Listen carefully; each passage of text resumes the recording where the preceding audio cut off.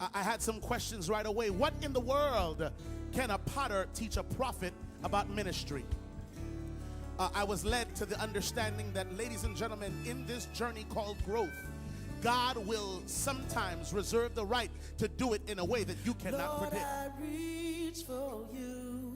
But when you're under vision, there's a goal. We're not just here to take up and occupy space. Oh, y'all didn't hear that. We're not here to have church every Sabbath and provide Wednesday night prayer meetings so you can come and be spiritual filled and then remain in the pews becoming spiritually obese. Yeah. Your pastor has some vision for the church.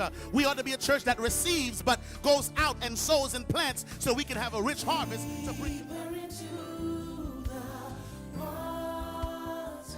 This is a word for those of you who are feeling a little bit depressed because things don't always look like the way you want them to look, and you'd like to have a little nip and tuck here, but you ought to look at yourself in the mirror every now and again, and you ought to smile at yourself.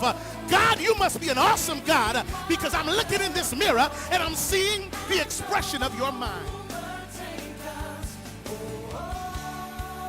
I knew that God was the one watching me. God was the one providing for me. God was the one keeping me. It wasn't the people hiring me that gave me a job. It was the Lord who was providing for me.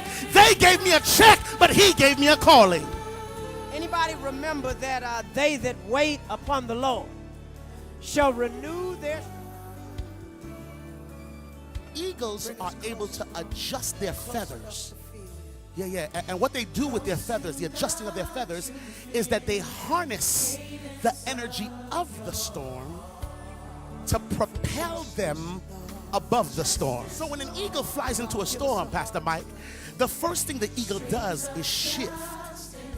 Then they adjust, and then they go a little bit higher. While you're waiting on God, God is equipping and preparing you so that when you fly into a stormy situation, rather than losing your mind, God says, no, don't lose your mind, keep your mind. As a matter of fact, I'll keep you in perfect peace whose mind is stayed on me. When you fly into a stormy situation, don't lose your mind. Don't start tripping. Don't start complaining. Don't start acting like a little baby and throwing a tantrum. All you've got to do is shift, adjust, and go a little bit higher. When you've been lied on and mistreated, when you've been talked about like a dirty dog, don't lose your mind. Just step on back, shift, adjust, and go a little bit higher. When you've been served with divorce papers and your marriage has come to an end, don't lose your mind. Don't go get a handgun. No. Just shift, adjust, and go a little bit higher.